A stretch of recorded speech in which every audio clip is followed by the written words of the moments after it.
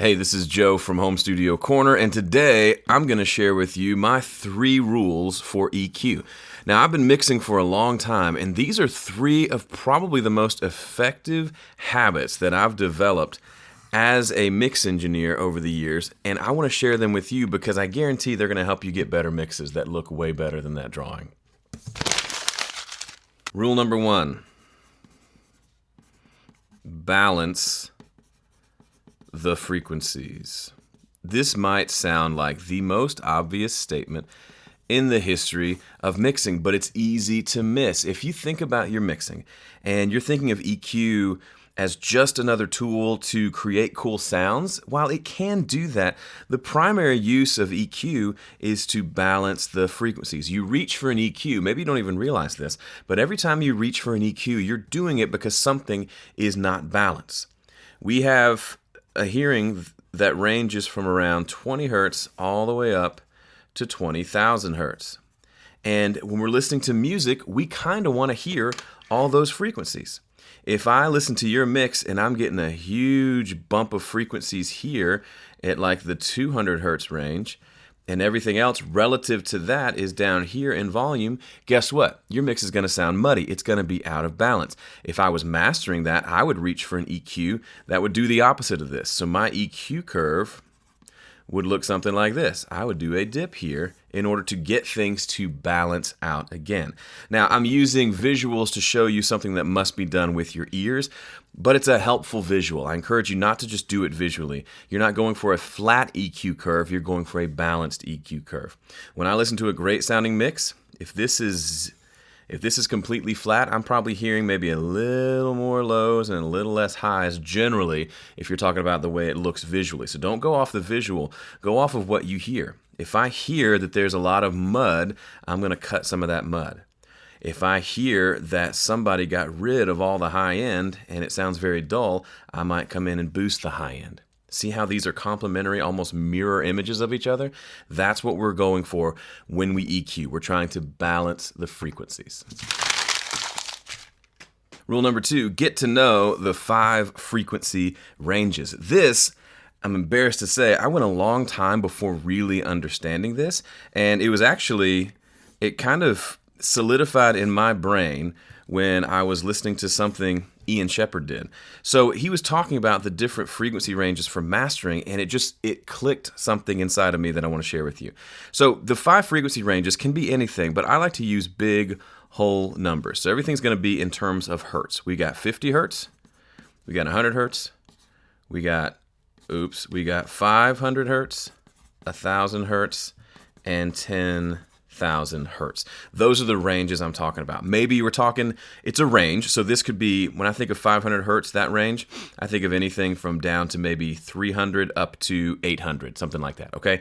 But these are kind of the general areas that I think about when I'm thinking about EQ and the different ranges. So as I said in rule number 1, we need to hear all of these frequencies. We don't need any of them to be absent or any of them to be super prominent. They need to be balanced, but also sometimes we can get confused. For a long time, I thought 100 hertz was the deep low end in a mix, and it's not really. 50 hertz is the really deep low end. 100 is what Ian Shepherd calls the hooting frequency. Next time you do a big boost at 100 hertz, listen, instead of being like boom, boom, it's more like hoo, hoo. It's a hooting frequency. So let's talk about the good and the bad when it comes to these different frequency ranges. When things are good, I'll tell you what each of them sound like. When things are bad, I'll tell you what each of them sounds like. And it'll help you kind of start to wrap your mind around and really get to know what each of these ranges sounds like. Okay? Let's go with the super lows. 50 hertz in that area. When things are good down here, the mix has a whole lot of punch. The kick drum hits you in the chest. The bass guitar is huge and full. It just has this nice, deep, low end to it. If this is out of control, you can end up with a very boomy sound. When there's too much of this, you find that low boost and you go nuts and you boost everything. And maybe on your tiny speakers it might sound good, but in the real world, on real speakers, it's way too boomy. Okay, let's move on to the hooting frequency, 100 hertz. When it's in the right place, things can sound incredibly warm. Warmth is like that catchphrase. It's that thing we hear when people talk about tubes, for example, or great microphones. They're very warm.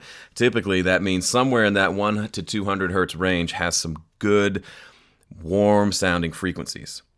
However, if things are not as they should be here, especially if there's too much, which seems to be the case most of the time, you end up with something that sounds muddy.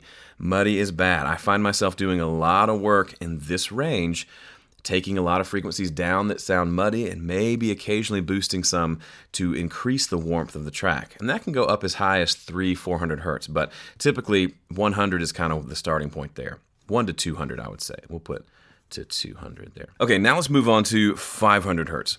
500 hertz can be tricky because that's where a lot of vocal frequencies and honestly, every other instrument occupies a decent chunk of these two spaces anyway, so you tend to have a lot of build up here. But when 500 hertz and the surrounding frequencies are acting nicely, you can have a nice full mix. To me, fullness is different from warmth. Warmth typically has to do with low end. Fullness has to do with overall feeling big. When you're missing the frequencies here and they're not working right, or if there's too much of those frequencies, things can start to feel boxy. Almost like if you recorded something in a completely bare room with drywall everywhere and tile floors. There's a resonance in like the 500 hertz range that just doesn't sound good. The sound of drywall. That's what happens when there's too much going on there. A lot of times on room mics recorded in home studios, I'll do a big cut here, 400 or 500 hertz, makes a huge difference in the drums. Now we're getting up into the higher frequencies, 1,000 hertz up to like 3,000 hertz. When things are going well, it can be, this is going to sound negative, but you'll understand in a second. It has a little bit of, no, not nasal. That's descriptive, but let's go with clarity. A lot of the clarity of a track happens in the high frequencies, especially kind of being able to really understand what the singer is singing is in that kind of 1 to 3K range. However, if there's too much going on up in these upper mid-range, these high mid frequencies, you end up with a lot of harshness. And if your mix is sounding harsh, chances are something up in this area is out of whack and there's too much going on. Or perhaps there's too little over here. We'll talk about that in just a second. And up at 10K, when it's doing 10K and above are working well, it adds this nice, crisp airiness to the track. But when, and I hear it all too often, when people go nuts and start boosting like crazy up here, it can sound strident. The term ice pick comes to mind because it can be just so hard to listen to. You have to turn your speakers down. Now, typically, this is something that people with some significant hearing loss tend to have brighter mixes because they're boosting those highs so incredibly much so that they can hear them. But in reality, for the rest of the listening world, it's too much up in this range. Okay, on to rule number 3. Yeah. Rule number 3, think like a sculptor.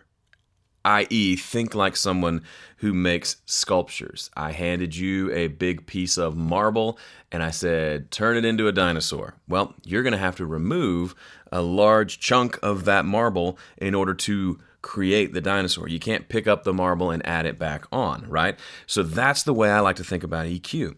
When I'm looking at the EQ of something, I like to do something like this before I go in and do something like this.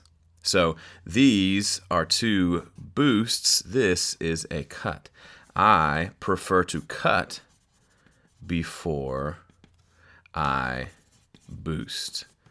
Now, does that mean that boosting is wrong? No. In the past, I've said things like, boosting is the devil. Boosting's not the devil. It's just that a lot of times we're combining lots of tracks together, and those tracks are going to build up in different frequency ranges. And so by boosting is addition, cutting is subtraction. I would prefer to take all this excess of sound that I have and remove some of the pieces so that it leaves something beautiful. If I'm only boosting with EQ, I'm taking this sound that I have and I'm piling more sound on top of it, and I end up with more than I started. And generally speaking, that's going to be worse because I've not removed the offending frequencies. I've only added more good frequencies on top. So if let's think of it this way. If I listen to the raw tracks, and here's the lows, here's the highs, here's kind of the flat curve. If I'm listening and just to my ears, it sounds like this, there's a bunch of low end, and there's a bunch of high end. And then I decide that it needs some mid-range, and so I do some sort of EQ boost here. So now the curve is like this. I've added mid-range, but I still have too much low end and too much high end. I'm still probably going to need to bring these down. The answer is probably to do some EQ cuts in the low end, maybe a boost in the high end, and cuts in the, or boost in the mid-range and cuts in the low end, to get the net result of a flatter, smoother, more natural sounding EQ or balance, like we talked about at the very beginning. All right, that's it for this video on mixing with EQ. Hopefully you've gotten at least one idea that you can take and try on one of your mixes, and it'll make a huge difference on the overall quality of that mix. If it does, come back here and leave a comment below and let us know how it goes. We'd love to hear your success stories. If you want more from me on mixing, then you'd get a big kick out of 5stepmix.com. That is a free 5-step mixing guide that I've created that you can read in about 10 minutes, and it'll help you put a framework around how you approach a mix. So when you go from the start of the mix and you're wandering and you're not sure where the end is, this guide will help you by giving you kind of markers along the way that you can follow that will help you get to that wonderful but elusive finish line. Thanks so much for watching the video. I'm Joe from Home Studio Corner. See you in the next one.